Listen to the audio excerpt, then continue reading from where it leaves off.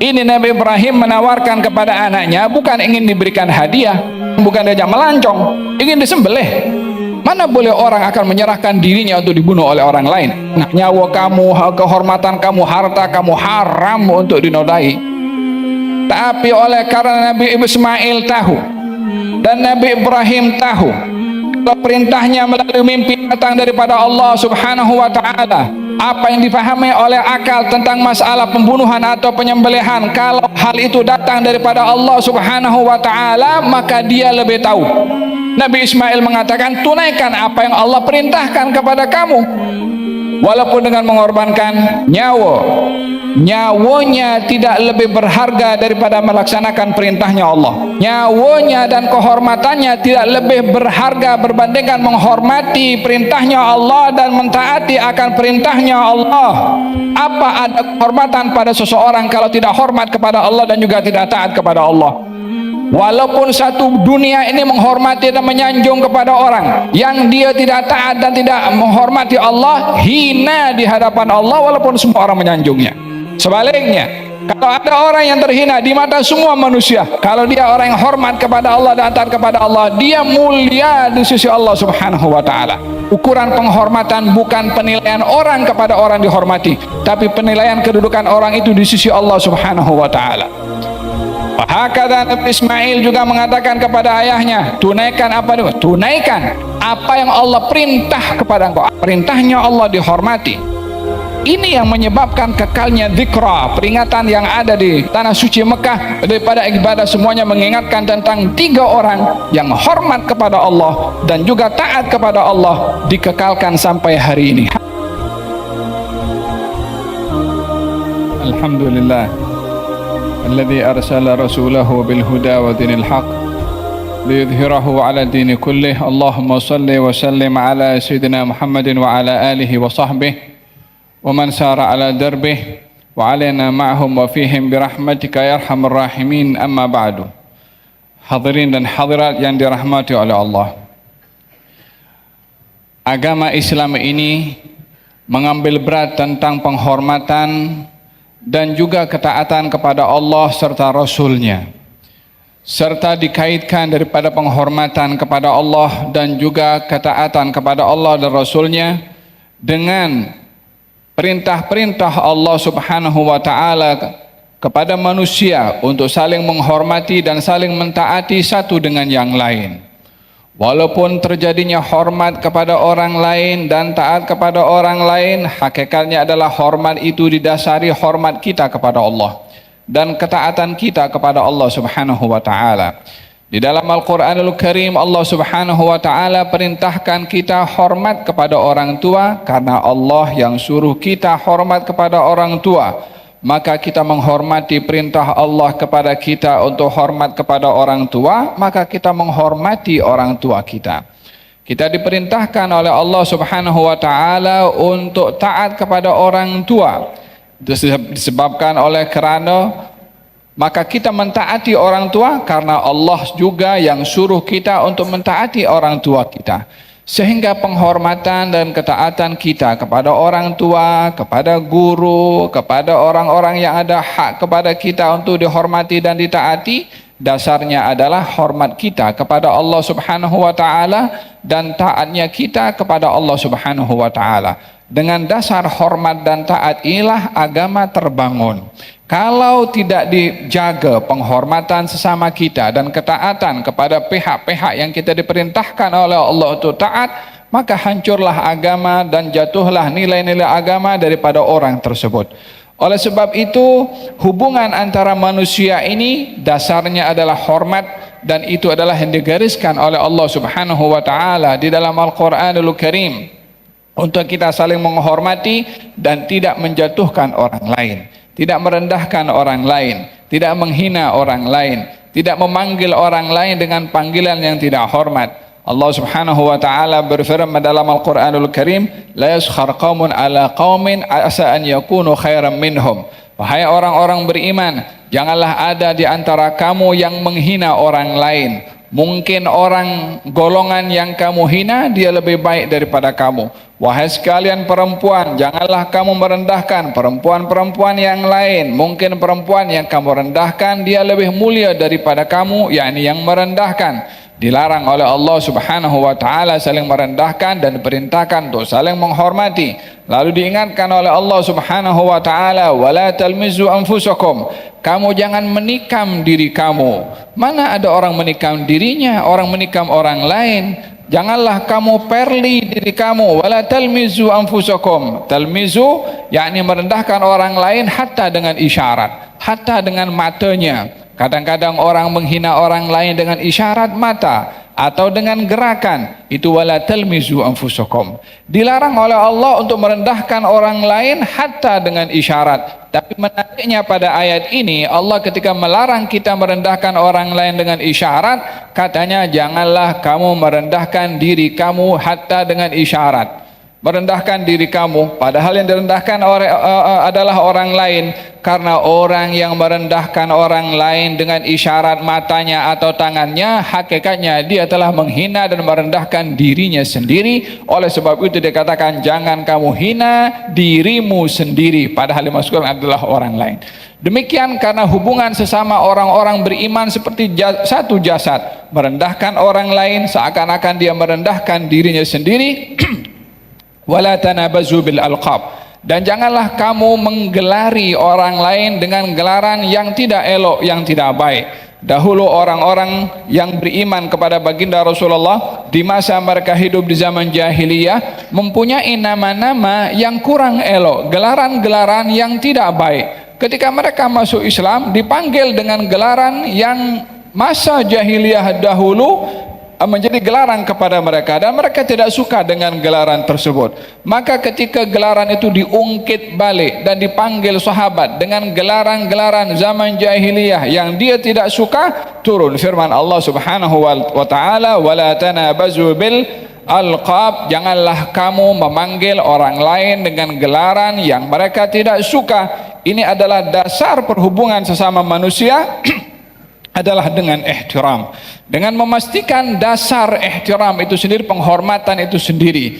Tentunya manusia dihormati karena ilmunya, manusia dihormati karena ibadahnya, manusia dihormati karena umurnya, manusia dihormati disebabkan oleh karena martabatnya. Demikian baginda Rasulullah sallallahu alaihi wa ala alihi wasallam bersabda, liyani ulun nuha, hendaklah yang ada di belakang saya ketika salat adalah ulun nuha, orang-orang yang alim, orang-orang yang berilmu, orang-orang yang ahli dalam Al-Quranul Karim. Kenapa diperintahkan di belakang Nabi ketika Nabi menjadi imam? Orang-orang yang mulia, orang-orang berilmu. Karena jika ada apa-apa berlaku kesilapan dan khilaf pada imam, ada orang yang boleh menggantikan kalau di belakangnya adalah orang yang berilmu. Demikian diajarkan oleh Nabi SAW, sehingga yang ada di belakang baginda Rasulullah ketika salat adalah orang-orang yang ahli dalam Al-Quranul Karim, sebagai menghormati Quran yang ada pada dada mereka, sehingga ditempatkan di hadapan, sehingga saf hadapan itu dikosongkan hanya untuk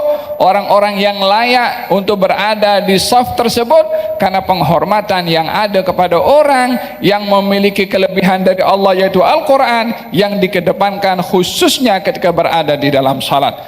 Bagaimana tidak, sementara baginda Rasulullah sallallahu alaihi wa ala alihi wasallam juga, jangankan di masa hidupnya orang itu punya Quran, hatta setelah wafatnya pun ketika ingin mengebumikan dua jenazah dalam satu liang lahat setelah peperangan Uhud, baginda Rasulullah tanya, siapa di antara dua orang ini yang lebih banyak menghafal Al-Quran? Bila ditunjuk salah seorang daripada mereka, maka dialah yang diturunkan terlebih dahulu sebagai penghormatan kepada orang tersebut karena Quran yang ada di dalamnya. Dengan demikian kemuliaan Quran itu sendiri mengangkat darjat orang yang punya Al-Quran, yang hafal Al-Quran, yang mengamalkan akan Al-Quranul Karim. Demikian penghormatan itu diajarkan oleh Nabi sallallahu alaihi wa ala alihi wasallam. Kita diperintahkan untuk menghormati orang tua yang lebih tua daripada kita. Dalam bertutur kita hendaklah beradab dan bersopan sebagai penghormatan, baik itu orang tua kita atau orang yang lebih tua daripada kita. Dua orang datang kepada baginda Rasulullah, adik-beradik, dan ingin berbicara, mengadu tentang satu permasalahan. Masing-masing ingin memulai dalam berbicara, mengetengahkan kesnya kepada baginda Rasulullah SAW. Nabi melihat kedua-duanya ingin berbicara. Nabi bersabda, "Kabbir, kabbir," yang tua dulu bercakap. Kata baginda Rasulullah SAW, dihormati usianya, karena umurnya. Baginda Rasulullah bersabda dalam hadis, "Laisa minna man lam yujil kabirana wa lam yarham saghirana wa ya'rif li'alimina haqqahu." Bukan golongan kami orang tak hormat kepada yang lebih tua, tidak sayang kepada yang lebih muda, dan tidak mengenali haknya orang yang alim untuk dihormati. Demikian sabda Nabi memberikan garis panduan penghormatan karena umurnya, karena ilmunya, supaya hubungan sesama kita itu didasari dengan bimbingan Nabi Muhammad sallallahu alaihi wasallam. Inna min ijlalillah ikram dhi asyaibatil muslim. Bahagian daripada orang itu mengagungkan Allah bila dia menghormati orang Islam yang lebih tua daripada dirinya. Oleh sebab itu dilihat dalam bimbingan syariat ini, di dalam kita berinteraksi, hatta kita lebih alim daripada orang tua, hatta kita lebih berkedudukan daripada orang tua, tapi ini perintah daripada sabda Nabi untuk menghormati orang yang lebih tua daripada kita. Kalau itu adalah orang yang lebih tua dari segi umurnya sahaja dihormati, apatah lagi orang tua yang menjadi sebab kelahiran kita. Demikian diajarkan penghormatan di dalam sabda Nabi Muhammad sallallahu alaihi wa ala alihi wa sahbihi wasallam. Yang satu dihormati karena Qur'annya, yang satu dihormati karena umurnya, yang satu dihormati karena ilmunya, dan satu dihormati karena kedudukannya yang ditetapkan oleh Allah Subhanahu wa taala. Maka dasar penghormatan itu adalah kembali kepada perintah Allah Subhanahu wa taala. Hadirin dan hadirat yang dirahmati oleh Allah, penghormatan yang paling agung untuk kita lakukan adalah kepada Allah dan juga kepada Rasulnya. Dan ketaatan yang perlu untuk kita pegang dalam hidup ini adalah ketaatan kepada Allah dan juga Rasulnya. Itulah yang kita dapat kaji, itulah yang kita dapat ambil manfaat daripada peristiwa pembangunan Ka'bah dan juga peristiwa amal ibadah haji, peristiwa terbangunnya kota Mekah. Kesemua adalah simbol daripada penghormatan dan ketaatan satu keluarga kepada Allah Subhanahu wa taala, yaitu Nabi Ibrahim alaihi salam dan juga Siti Hajar alaihi salam dan juga Nabi Ismail alaihi salam. Keluarga ini mengedepankan konsep respect, hormat kepada Allah Subhanahu wa taala, dan juga taat kepada Allah Subhanahu wa taala. Dan respectnya suami kepada istri, respectnya istri kepada suami, respectnya anak kepada orang tua, dan respectnya orang tua kepada anak, dan ketaatan yang ada di antara mereka. Itulah yang ada pada amal ibadah haji. Kesemua menggambarkan tentang keluarga ini yang mempunyai penghormatan kepada Allah dan juga ketaatan kepada Allah Subhanahu wa taala. Apa yang dilakukan oleh Nabi Ibrahim selain daripada dua ini, yaitu hormat kepada Allah dan juga taat, setelah mendapat perintah dari Allah Subhanahu wa taala. Walaupun perintah Allah itu begitu berat untuk ditunaikan oleh Nabi Ibrahim, walaupun perintah Allah itu amat sukar untuk dilakukan oleh Nabi Ibrahim, tetapi Nabi Ibrahim yakin dan pasti bagi mereka, walaupun menghadapi kesukaran di dalam mentaati perintah Allah dan menghormati arahannya Allah Subhanahu wa taala, ianya tidak akan hilang sia-sia. Bagaimana akan hilang orang yang dijaga oleh Allah? Bagaimana akan hilang orang yang dipantau oleh Allah? Bagaimana akan dibiarkan orang yang taat kepada Allah Subhanahu wa taala? Hal itu tidak mungkin akan dilakukan oleh Allah kalau orang tua tidak akan meninggalkan anaknya dalam kesusahan. Allah lagi lebih luar biasa untuk tidak membiarkan hambanya yang taat hidup dalam kesusahan. Hanya ingin diuji oleh Allah Subhanahu wa taala, sejauh mana manusia ini menyikapi akan perintahnya Allah. Adakah dia hormat kepada perintahnya, ataupun dia taat kepadanya, atau sebaliknya yang dilakukan hamba itu ke atas perintah dan juga larangannya Allah Subhanahu wa taala.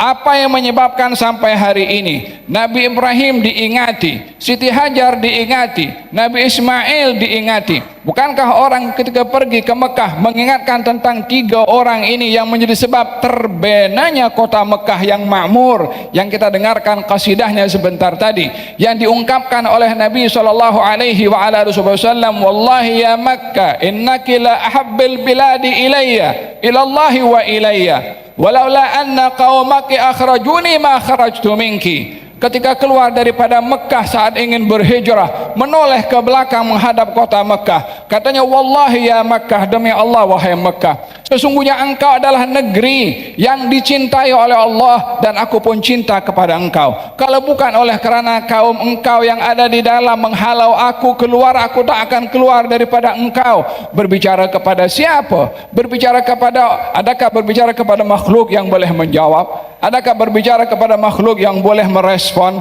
Ianya adalah untuk memberitahukan bagaimana mulianya kota Mekah sehingga Nabi enggan untuk keluar, tapi karena terpaksa beliau juga keluar daripada kota Mekah. Apa yang ada kemuliaan pada kota Mekah? Siapa yang menjadi sebab kota Mekah itu disebutkan di dalam Al-Quranul Karim banyak kali?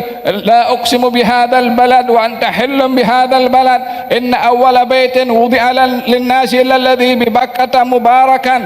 Disebut berkali-kali oleh Allah Subhanahu wa taala tentang Mekah dan juga Ka'bah disebabkan oleh karena 3 orang ini. Apa yang menyebabkan makam Ibrahim disebutkan oleh Allah dalam Al-Quranul Karim? Wattakhidhu min maqami Ibrahim musalla, jadikan makam Ibrahim tempat salat. Fihi ayatun bayyinatun maqamu Ibrahim, di dalam kawasan tersebut ada tanda-tanda kebesaran Allah, yaitu makam Ibrahim. Disebutkan makam Ibrahim. Apa itu makam Ibrahim?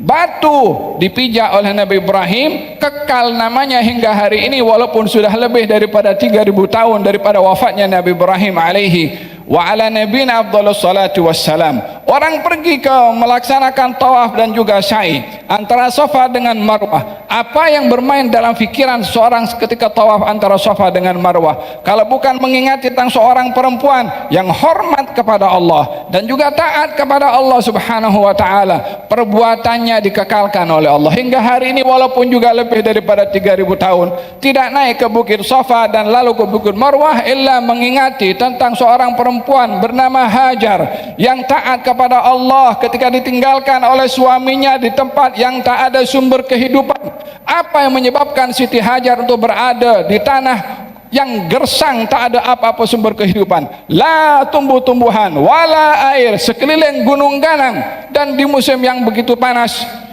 bertanya kepada suaminya ketika diletakkan di satu tempat dengan kemah dan sedikit makanan yang disediakan oleh Nabi Ibrahim, lalu ditinggalkan oleh Nabi Ibrahim tanpa menoleh ke belakang dan tanpa berbicara. Tidak terungkap dengan kata-kata bagaimana seorang suami akan meninggalkan istrinya bersama dengan anak yang masih kecil yang masih menyusu dengan ibunya, dengan bekalan yang dibekalkan apa adanya. Sampai berapa lama akan ada di situ hanya Allah Subhanahu wa taala yang tahu.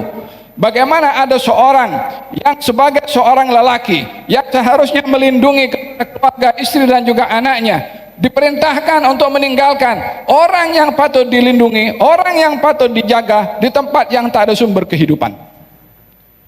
Nyawanya boleh terancam, keselamatannya boleh terancam, mungkin dengan berlalunya masa, mungkin dengan habisnya makanan, mungkin adanya binatang buas, mungkin dan mungkin.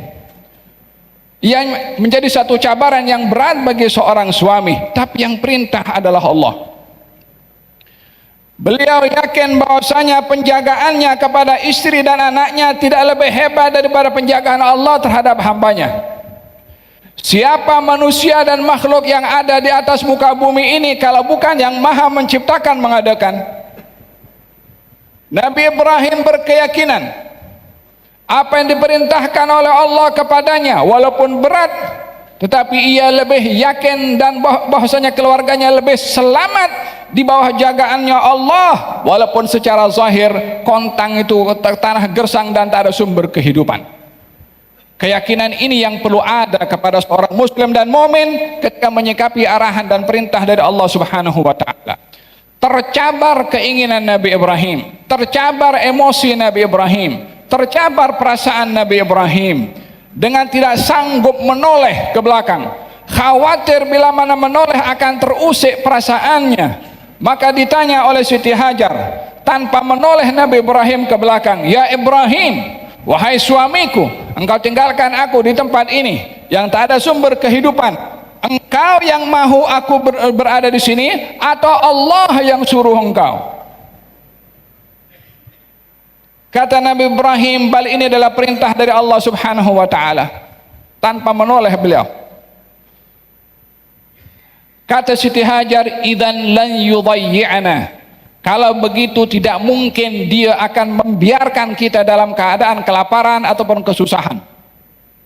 Keyakinan yang ada kepada Siti Hajar ini yang menjadi sebab kekalnya apa yang disaksikan oleh umat Islam sepanjang zaman daripada perjalanan mereka ke tanah suci Mekah adalah mengingati perjuangan orang-orang yang respect kepada Allah dan juga taat kepada Allah Subhanahu wa taala. Namanya dikekalkan hingga hari ini, sejarahnya kekal hingga hari ini, sampai hari ini pun juga diambil ibrah yang ada pada amal ibadah suci umrah ataupun haji, semuanya bercerita tentang tiga orang ini, Ibrahim, Siti Hajar, dan juga Nabi Ismail alaihi wa ala nabiyina afdhalus salatu wassalam. Nabi Ibrahim keluar setelah meninggalkan anak istrinya di tempat tersebut, setelah menjawab pada Siti Hajar, setelah menghala ke belakang batu besar, dia berdoa, "Ya Allah, skantu dzurriyyati biwadin ghairi dzi zar'in 'inda baitikal muharram." Ya Allah, aku tinggalkan anak keturunanku di rumahmu, di tempat yang tak ada sumber kehidupan, dititipkan kepada Allah, diamanahkan kepada Allah, diminta Allah yang jaga. Karena apa? Karena apa saja yang kita akan lakukan dalam bentuk penjagaan tidak akan lebih selamat daripada penjagaannya Allah Subhanahu wa taala. Maka diamanahkan, ya Allah, engkau jaga, engkau yang pelihara kepada mereka. Pemeliharaan Allah kepada Siti Hajar dan juga kepada Nabi Ismail, apa yang kita lihat sekarang ini. Ka'bah Ibrahim dan Ismail yang bangun. Hijr dinamakan Hijr Ismail. Zam-Zam adalah hasil pada Siti Hajar juga Nabi Ismail. Safa dan Marwah Siti Hajar. Berada pada Arafah, Nabi Ibrahim diajarkan amal ibadah haji di situ. Di Mina melakukan amal ibadah korban, Nabi Ibrahim yang membawa putranya Nabi Ismail pergi ke Mina. Kemudian setelah mendapat perintah dari Allah Subhanahu wa taala untuk agar supaya Nabi Ibrahim sembelih kepada anaknya, katanya mengatakan, "Ya bunayya inni ara fil manami anni adbahuk fanzur madza tara." Wahai anakku, aku bermimpi semalam aku menyembelih kepada engkau. Panggilan ya bunayya, wahai anak. Ya bunayya ini panggilan manja, panggilan sopan, hormat. Ini orang tua hormat kepada anaknya. Kalau orang tua hormat kepada anak, bukankah anak lebih wajib untuk hormat kepada orang tuanya? Dipanggil oleh Nabi Ibrahim, "Ya bunayya, wahai anak kesayanganku. Ini ara fil manam, saya bermimpi semalam, anni adbahuk. Aku diperintahkan untuk menyembelih kepada engkau." Katanya, "Ya abati, wahai ayah kesayanganku, if'al ma tu'mar, tunaikan apa yang diperintahkan kepada engkau. Satajiduni insyaallah minas sabirin. Engkau akan dapati aku daripada golongan orang-orang yang bersabar." Kata Nabi Ismail mengatakan kepada, "Ya abati, wahai ayah kesayanganku." Panggilan daripada ayah kepada anak hormat, panggilan anak kepada orang tua pun juga hormat.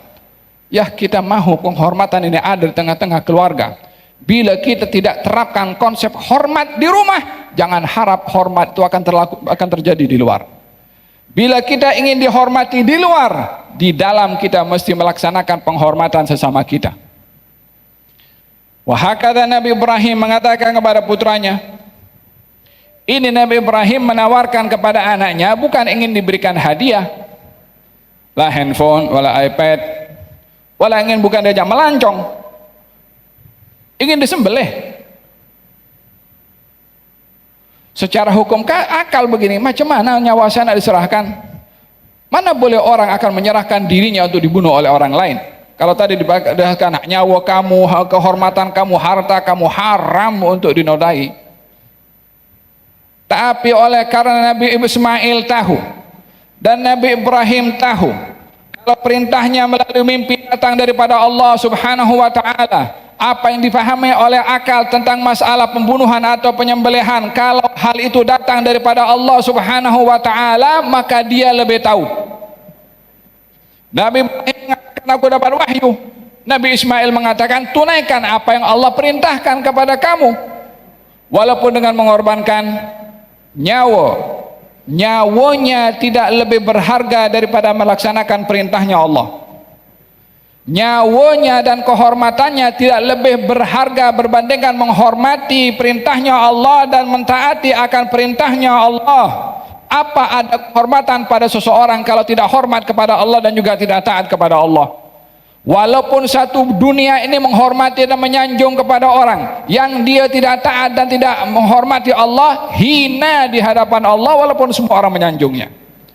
Sebaliknya, kalau ada orang yang terhina di mata semua manusia, kalau dia orang yang hormat kepada Allah dan taat kepada Allah, dia mulia di sisi Allah Subhanahu wa taala. Ukuran penghormatan bukan penilaian orang kepada orang dihormati, tapi penilaian kedudukan orang itu di sisi Allah Subhanahu wa taala.